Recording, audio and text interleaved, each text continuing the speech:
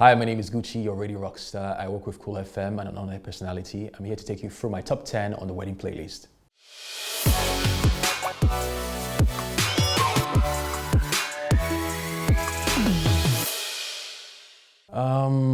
It's a really hard list to put together, to be honest. There's so many amazing love songs. I used to be a sucker for love songs. I don't know how to, compartmentalize and put all of them in one box, but I think for number 10, I would go for, it's a more recent song, but I'll go for Duduke Simi. And the reason I'll go for that is because I think a lot of people expect love songs to be one of intimacy, one of, love between a man and a woman, lovers. But love is also selfless. Love is also unconditional. And in this case, it's the love of a mother and her daughter.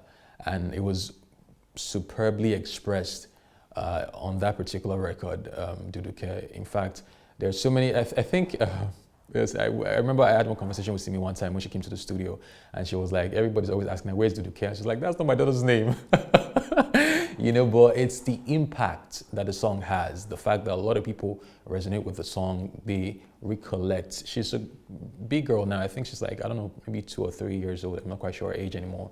But it will forever have that impact, and I'm sure when she's grown and she can remember and reflect, she would absolutely love her parents for being amazing musicians and most importantly, making a song of that nature for her.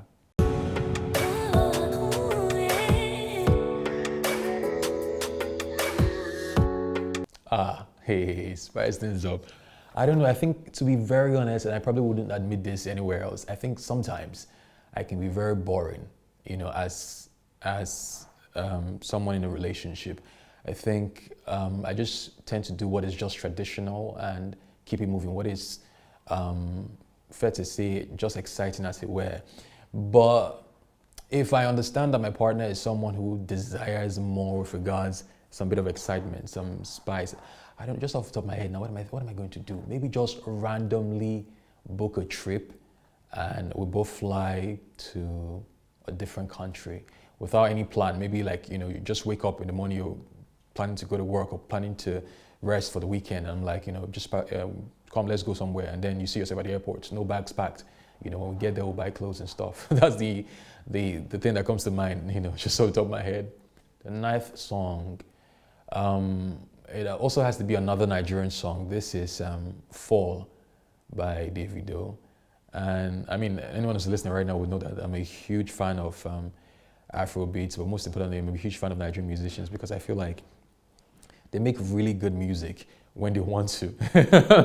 Because unfortunately, there's so much desire for Bangolo music and the industry is saturated. So there's a lot of people churning out records that may not be up to par. But I think that era where Davido was putting out records like If and Fall, he was on Chioma, but I think I'll go for that one at number 9.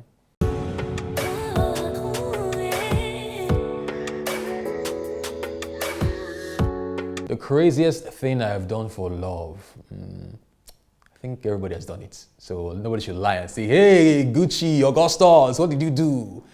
I think the craziest thing I've done is to stalk my ex or my partner, on social media. I think when you have, it doesn't necessarily mean that you guys are broken up or split, but when you have this fight, when you have a fight rather, and you guys are not in speaking terms, and so for whatever reason, thankfully, well now, if you're on TikTok and you're spying on your partner, you will see viewers list, they will catch you. But on Instagram, you obviously, there's no notification that somebody's looking at you on Instagram, so you just casually go and use a burner account and go and view your partner's story and you're just watching. And then because you both know the kind of people that you're dating, and she will go through her list and see, who is this MBQZ that is viewing my story? What is going on, And so I think that, for me, that's the craziest that I've done. I'm not an obsessive partner. I think when I feel like it's over, it's over. But when it's still viable, when it's still possible to be in that relationship, sometimes you really miss your partner and you want to see what they're doing. and you look them up. I think that's the best word to use. You look them up. The if song on my wedding playlist will be Rihanna's "Love on the Brain." It's off her last, and I don't want to say final because there's so many people who are hoping that Rihanna drops another album. But I think in 2018 when she dropped Anti, that was the last project she's dropped since, and she released Love on the Brain amongst many other records off that album. And Love on the Brain was just so epic. You know, a lot of people say Rihanna is not a vocalist or she's not a vocal powerhouse, I think to rephrase better. And I disagree. And if you listen to that song, I think you see the vocal prowess and dexterity that Rihanna is, you know, or she possesses. And Love on the Brain is just my if song. You know, it was a really lovely song. It's a beautiful song. Unfortunately, I'm not the best singer. I would have tried to do a rendition of that song, but it's my if song on my wedding playlist.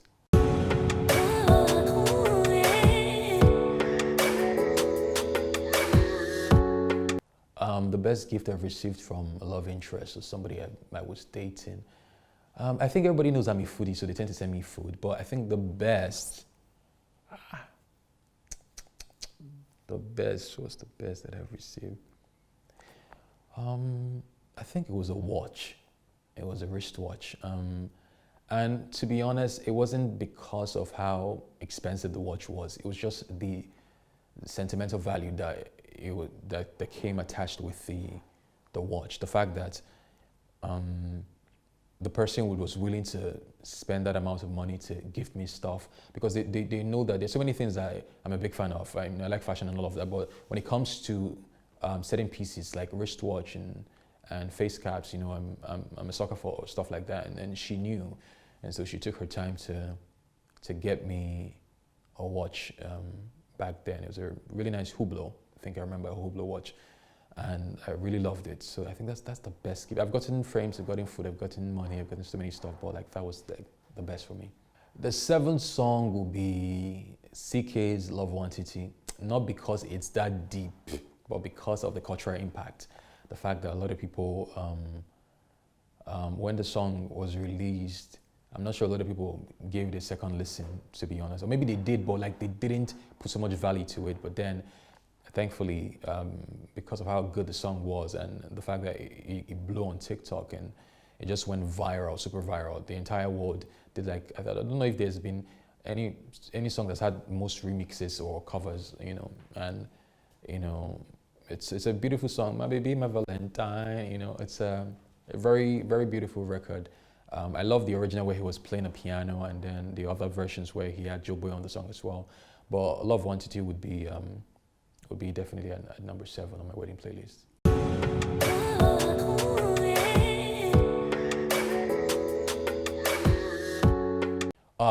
This is my perfect date. Beautiful question that you've asked me. I love it because every time I'm on the radio, I'm always adamant. I'm always insistent that a date should not, like an actual date with someone you like or you potentially see a future with or want to date, shouldn't be at a cinema. I don't like dates that happen at cinemas. I don't know, it just doesn't make any sense to me because you guys are not going to be getting to know each other. You're going to be watching a movie. And I say this because there's so many people who love movies, who are movie buffs. I am one. So if, for example, now I'm watching a movie and maybe the character in the movie is, who's coming to mind now? Let's just say, I don't know, this guy in The Blacklist, I can't remember his name now. And, or even the guy in Breaking Bad, Bryan Cranston, yes. Say for example, I'm watching a movie or TV show Bryan Cranston, or a movie rather, and we go to cinema. And, you know, I want to focus and listen to everything he's saying because I'm very big on dialogue. I want to listen to every part of the movie. So whatever it is that you're telling me, I'm like, please let me focus on this movie. When we're done, we can go home and discuss. So I will enjoy it. I'm sure there are a lot of people who do not enjoy it as well because, and how I know this, when I go to cinema and people are talking, you can see some really frustrated faces at the cinema like, you know, stop now. So I don't think the cinema is a good date for a movie. What I think is the perfect date for a movie is, I beg your pardon, a perfect date with someone that you potentially could be in a relationship with is going to the beach, you know, with that person, going to an art gallery with that person.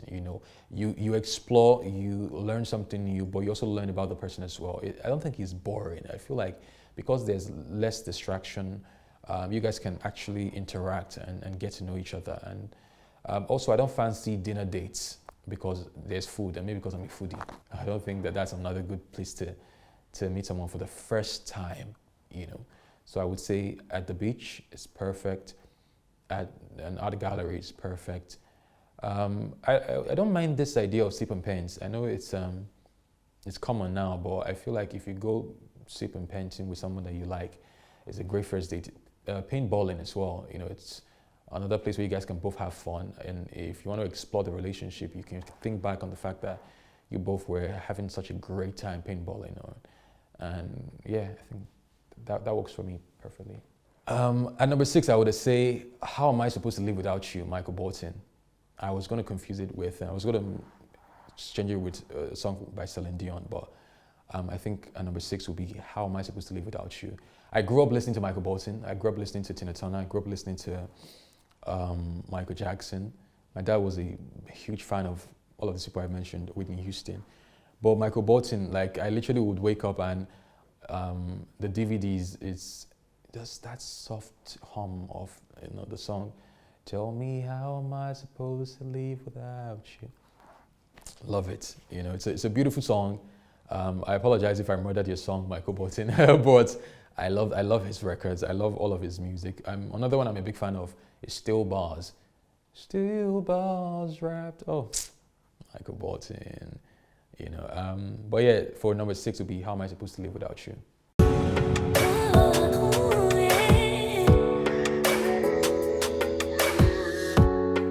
Yes, now I've been ghosted many times now. Well, not in 2025 or 2024 or 2023, but I think I was ghosted a lot when I was a lot younger. I think my formative years as a younger adult, I was ghosted. In fact, even as a grown man, there are a couple of people you meet that they ghost you. Maybe they come back eventually, but they ghost you nonetheless. So I'm not going to pretend that doesn't happen. But I think it's happened less and less as I have grown in age. Maybe because my preferences have shifted, or I am now more in tune with going for, they say you only have a spec until you fall in love, right? When you're younger, you say to yourself, this is the person I'm going to be with. Is a girl, this is my spec, this, that. But then you might like a dark-skinned person, and then you fall in love with a light-skinned person. That's like your soulmate. So I think because my mind has broadened and the way I think has evolved, so I tend to meet people who are similar-minded, and so there's less and less of possibly the ghosting. So to answer your question, yes, I have been ghosted before. Have I ghosted anyone before? I don't think so. Hey, God, they will not come and say, you ghosted me. I don't think I've ghosted you before or anybody before. I think what I have done is to be clear that I don't see a future with so and so person, or I'd rather we just have fun, or I'd rather we just be platonic, but to initiate something romantic and then ghost the person, I don't think I have done that. I'm a very outspoken person. I think I'm very direct, with my intentions. So if I want something, I go for it. Yeah. At number 5 would be Celine Dion, My Heart Will Go On. And I think everybody knows why. That's a classic. There's another song that was the soundtrack for Titanic. Yeah, I think that's the one. Yeah. So everybody and anybody who grew up when Celine Dion, or grew up listening to Celine Dion, would know that song, My Heart Will Go On. There's so many amazing Celine Dion records, but that particular one, it has a cult following. It's a classic. There's also Immortality. That was another beautiful song, but I don't know if people remember it. The video was also epic, but I would go for My Heart Will Go On. Yeah.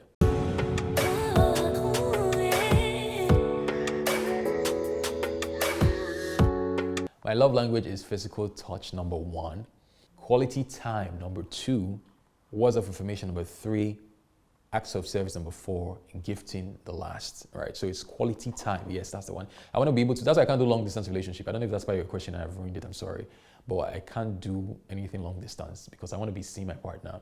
So if you love me and you're in South Korea, or even if you're in, where is it? Bagada. Bagada is too far. Me, I'm in a different part of Lagos. So how are we going to be seeing each other on a regular basis? So yeah. At number 4, my wedding playlist will be Someone Like You by Adele. Another beautiful song. Adele is definitely one of a kind artist, and I think a lot of people know why. She's just epic. She's probably the only person who, Adele doesn't have any feature, if I'm not mistaken. She doesn't. Her last feature was before she became a superstar. You know, she doesn't have any feature. She's turned down Beyonce. She's turned down so many of these amazing talents and superstars, and she's just doing her own thing. And I remember, I think it was in 2016 or 15, Adele was set to drop an album. I think it was, you know, she's always doing this 20, 25, 30, every 4 or 5 years she'll drop an album. She was set to drop an album, and it was going to coincide with the same time when, was it One Republic, were going to drop their own album. And they were like, no, they're going to shift their dates because the fear of Adele is the beginning of wisdom, because that's how powerful she is. And she sold more records than most of your faves because, and I'm talking about pure sales, because pure sales is when you sell the CDs, actual CDs, not streaming numbers. She gets the streaming numbers, she still sells CDs, actual CDs. So Someone Like You was an amazing moment in the I don't know if I'll call it the R&B time phase or the love phase, because it was a redefining song, and Adele came, blew everybody's minds away. There's so many amazing songs she dropped that period, but Someone Like You was just amazing. So definitely that's my number 4 on the wedding playlist.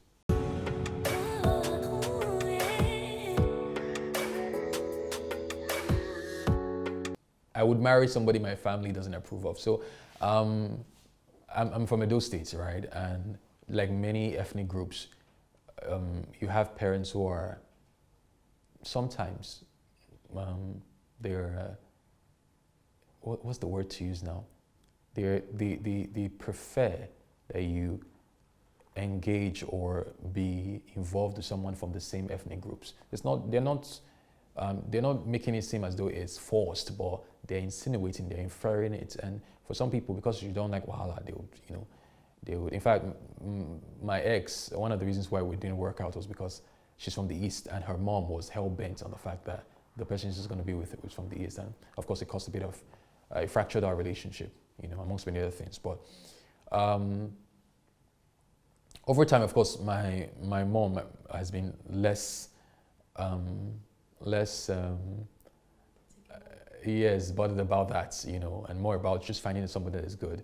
But if it were the case that, my parents or my mother would say, no, you must marry somebody from this part, or I don't approve of this, your partner, and you're not gonna, okay, nice one, and we'll just get married and we'll send you baby pictures later on, but I don't think at this point in my life I am going to be too bothered about, I respect where I'm from, I respect my parents, or respect my mother, and I value her opinion, but I think at this point in my life, I'm wise enough to make my own decisions, so I wouldn't think too much of it. I would marry the person that I fall in love with. Third song would be Olufumi by Star Plus. Yes, Olufumi by Star Plus. It's a beautiful song. And I think, like we mentioned before, it's had like so many people do a reimagined version. There's the one with I think Odumodu and is it Odumodu and Fireboy, right? Or Joe Boy, I can't remember. Yeah, and then there's the newer version with Ladipo or Poe and of course Star Plus themselves, and of course the original version. That song is just unbelievable. It was so good when it was released. It's still good now, over 2 decades after. It's just an amazing, amazing song. And sometimes I wonder if our current crop of artists ever think about it and say, this song is still very relevant because it's timeless music, you know. So maybe we should focus on this. But to be fair to them, it's not what people are asking Jennifer once now is Ozeva. So I can't blame them. So that's my number 3. Olufumi by Star Plus. Yes.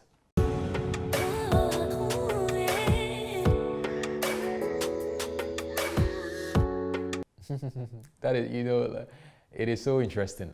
Again, like I said, I'm very traditional, so I would have preferred if I was the one who did the proposing. But I wouldn't mind it. It's not like I would be like, oh no, I'm not going to get married to you, or I'm embarrassed. No. It would just be out of place. I would have really preferred. And I think that's why knowing your partner is key. Because I feel like if you know your partner, you will know that I'm going to propose eventually. Maybe not the exact day because I probably want to surprise you, but I will propose nonetheless. And you would know that I would prefer if I did the proposing, you know. So if she now decides that even though she knows all of this, she still wants to surprise me and propose, then it's all well and good. I would act goofy about it. I'm like, oh, I'll give you my hands to put the ring. But yeah, playfully, it wouldn't be a big deal. It would just be like, you know, I love this person, so whatever way we got here, so be it. I'll Always Love You by Whitney Houston. That would be my second song, I'll Always Love You. And I think that was the song that was in that popular movie that she starred in, Bodyguard. But regardless, yeah, I love that song. It's like also a classic. Every time I hear the song play on the radio, maybe on a Throwback Thursday or Flashback Friday or Way Back Wednesday, I remember Whitney, and it's so unfortunate that we lost her so early. But she is one of the greatest to ever do music. And that song, I Will Always Love You. Oh, Whitney Houston. So yeah, if I could sing, you would have been finished. So yeah, that's number 2, I Will Always Love You.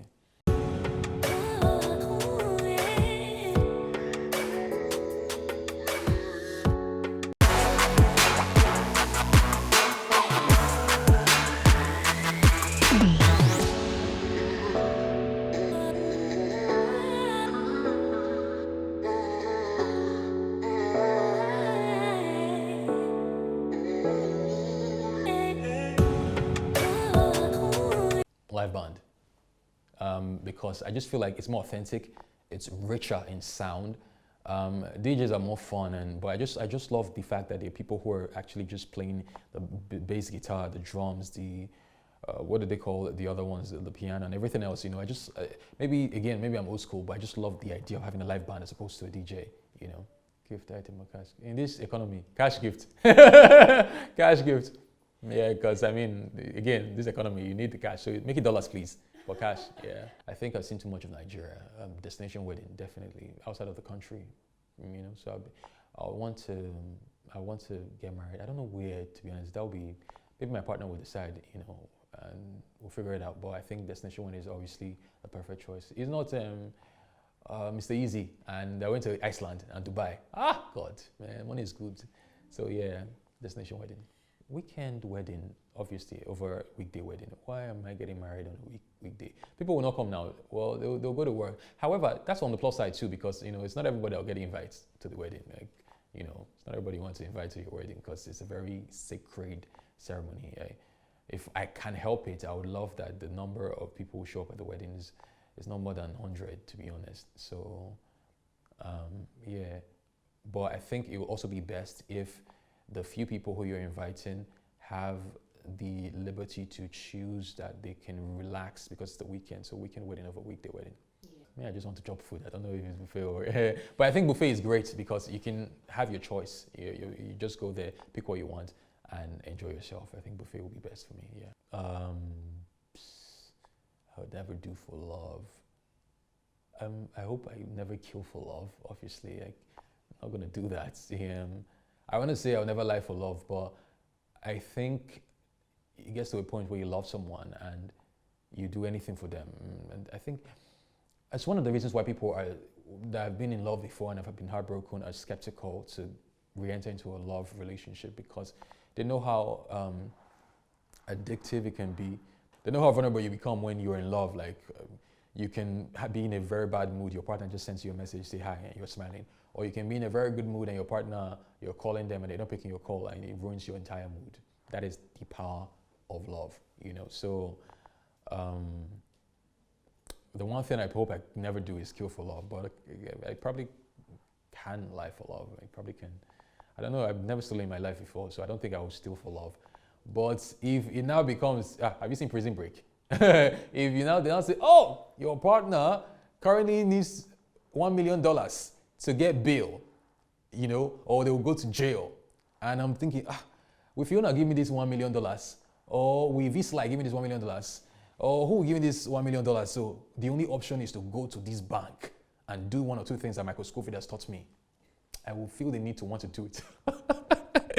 So, but yeah, I don't think I'll kill for love. I don't think I'll steal for love. My name is Gucci, your radio rock star, top 5 dead or alive. I work with Cool FM and I am an on-air personality.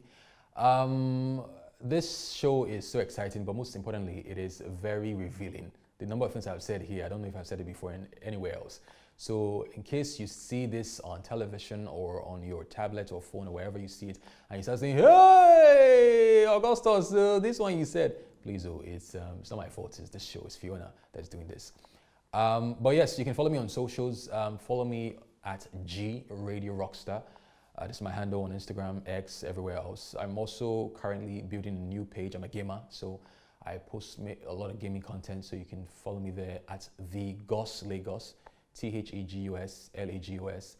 And finally, you can subscribe to my YouTube page, Augustus Aigbe. Yes, that's about it. And now for my number one song on the wedding playlist. I mean, I'm sure that the entire world can guess this. And if I didn't see this, they probably would have been like, something is wrong with this boy. At number one on the wedding playlist with Fiona, my number one pick is Tubaba, African Queen. That's my number one song. Yeah, so, and I think for obvious reasons, the song, the lyrics of the song, the story it told, everything about it was epic.